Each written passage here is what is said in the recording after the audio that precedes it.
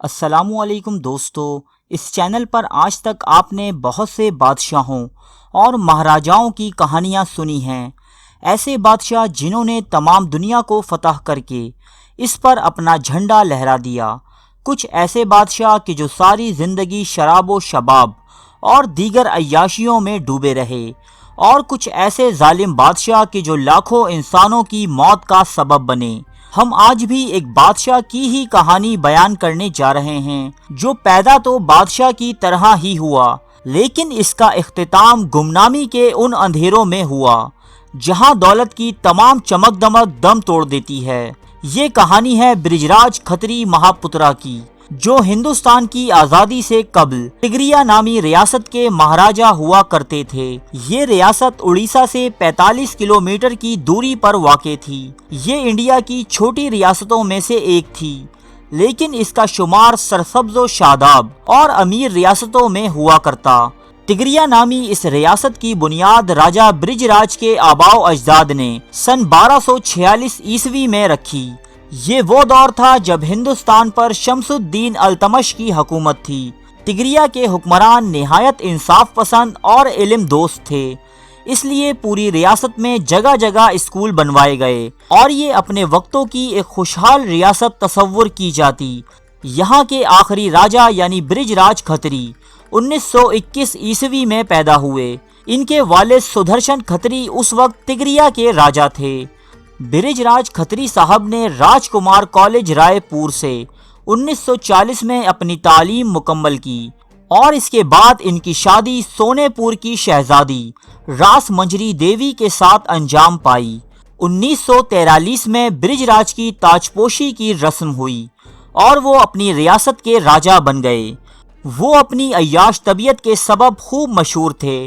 راجا برج راج کو بڑے بڑے ہوٹلوں، خاص کر کلکتہ کے میجسٹک اور گرینڈ ایسٹرن ہوٹل میں قیام بہت پسند تھا، جہاں وہ اپنا زیادہ تر وقت حسین و جمیل عورتوں کے ساتھ گزارا کرتے۔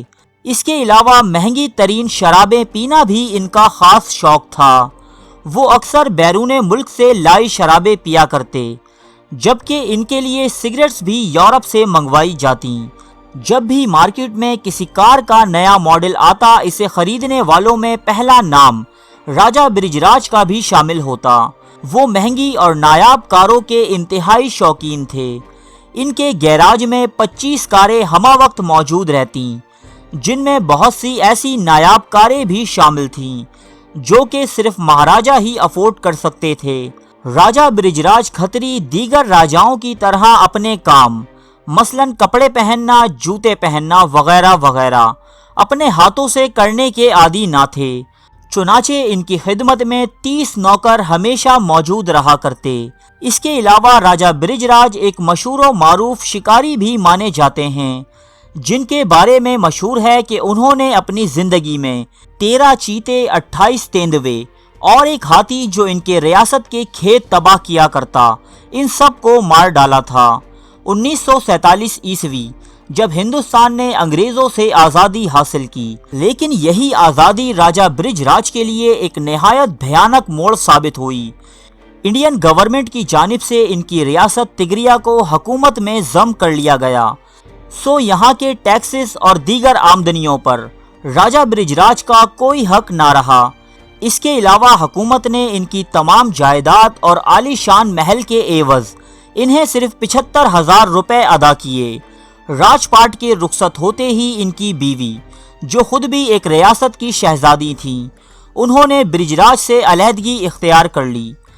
70,000 روپے بلا شبہ اس دور میں ایک بہت بڑی رقم تھی، لیکن میرے اور آپ کے لیے، ایک راجا کے لیے یہ صرف چند دن کا خرچہ ہی تھا۔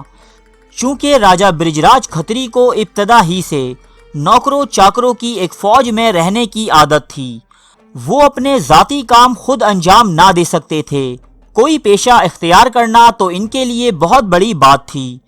چنانچہ محل اور جائیداد کے عوض ملی یہ دولت خرچ ہوتی رہی، اور حالات یہاں تک پہنچے کہ برج راج کھتری کوڑی کوڑی کو محتاج ہو گئے۔ اب ان کا مکمل گزارا حکومت کی جانب سے ملنے والے مختصر سے وظیفے پر تھا، لیکن اندرا گاندھی کے دور حکومت میں یہ وظیفہ بھی بند کر دیا گیا۔ اب مجبوراً برجراج کھتری کو اپنی گزر بسر کرنے کے لیے کام کاج کرنا پڑا۔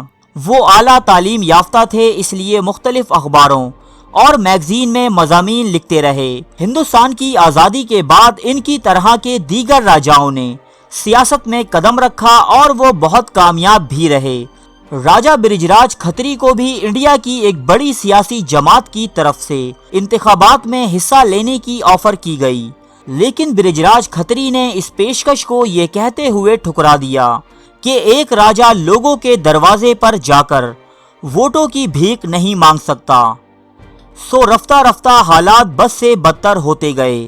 ان کی ریاست کی حیثیت حکومتی عدم توجہ کے سبب ایک گاؤں سے زیادہ نہ رہی، جس میں برجراج کھتری کو گاؤں کے ایک بزرگ کی سی حیثیت حاصل تھی اور ان کا مکمل گزارا گاؤں والوں کی طرف سے ملنے والی خیرات پر تھا۔ سن 2013 میں ایک جرنلسٹ نے ان کے گاؤں کا دورہ کیا۔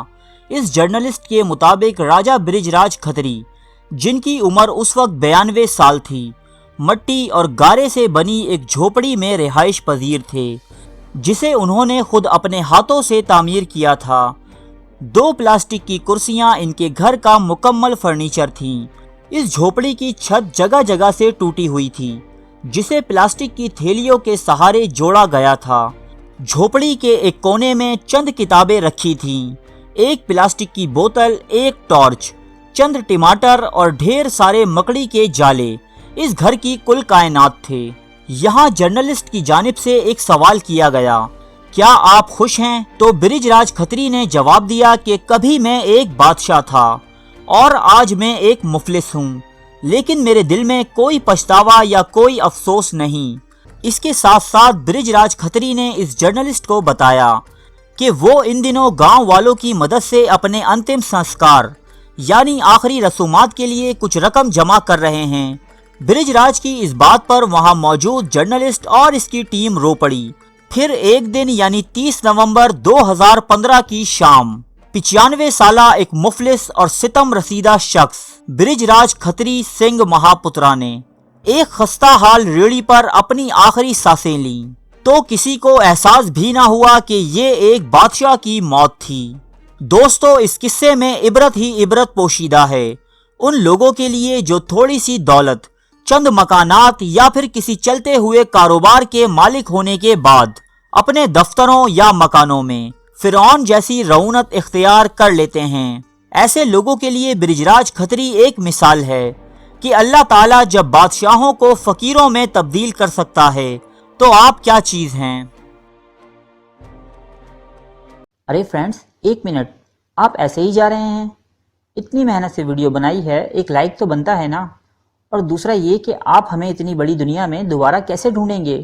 تو اس کا حل یہ ہے کہ آپ ہمارے چینل کو سبسکرائب کر لیجئے اور اس بیل کے آئیکن کو کلک کر دیجئے۔ اس طرح ہمارے آنے والی تمام ویڈیوز آپ تک پہنچتی رہیں گی۔ ارے ڈریے مت، یہ بالکل فری ہے۔